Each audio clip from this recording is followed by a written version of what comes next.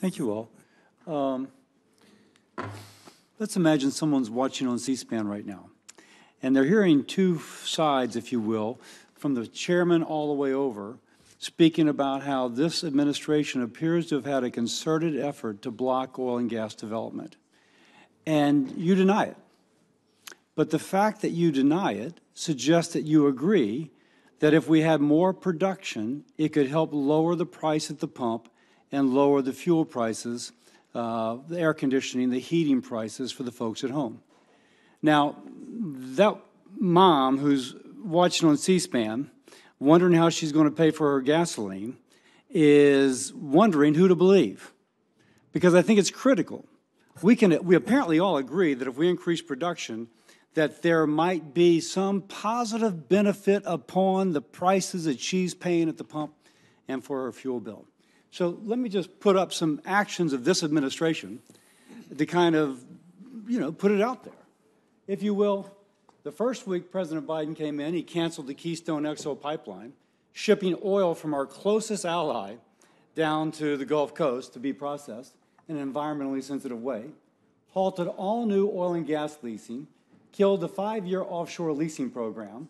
Frankly, your administration is populated with people who hate fossil fuel.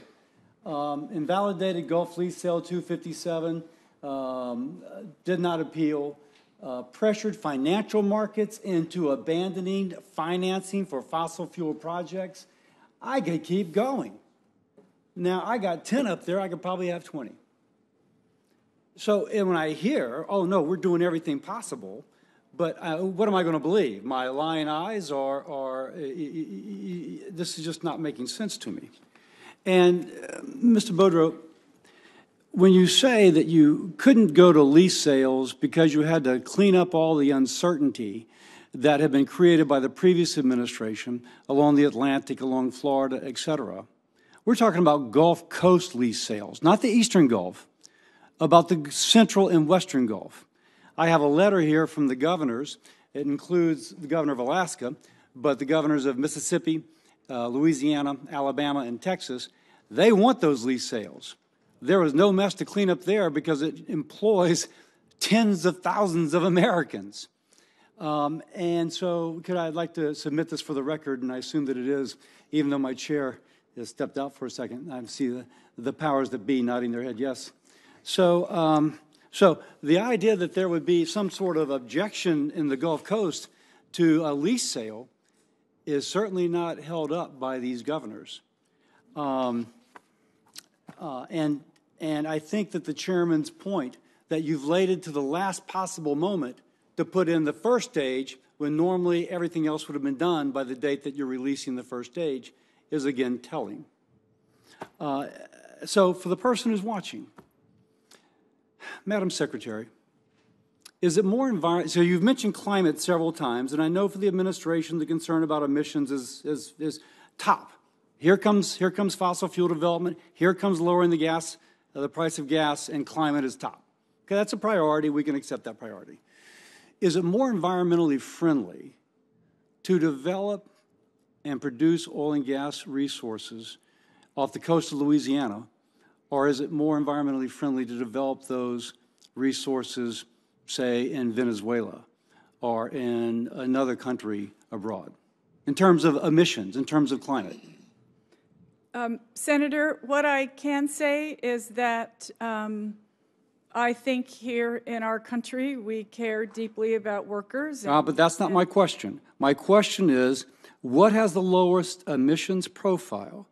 Using Louisiana or American workers in the outer continental shelf off the Gulf with American companies and American regulations, or Venezuelan standards and Venezuelan crude? Senator, I'm not an economist or an engineer or a scientist, but with respect... I'm almost out of time, and I get a sense that this question is not going to be answered straightforwardly. No offense. There is a national lab which has determined that the emissions profile of developing oil and gas off the coast of Louisiana is the lowest in the world for that oil which is processed in Louisiana. Hold up the second one, please.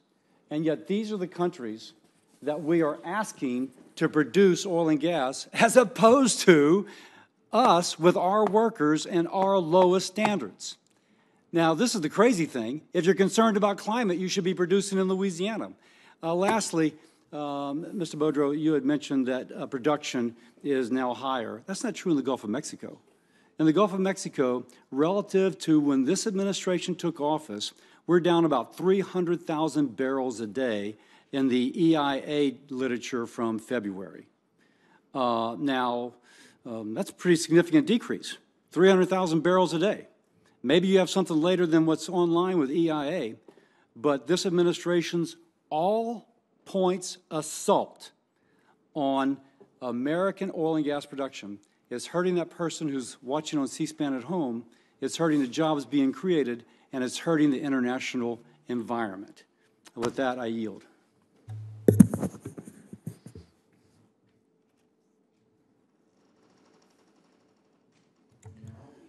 Chairman, can I address the sort of last Please point do. from Please Senator do. Cassidy? Just in a matter of statistics, in calendar year 2020, there were about 615 million barrels of oil produced in the Gulf of Mexico.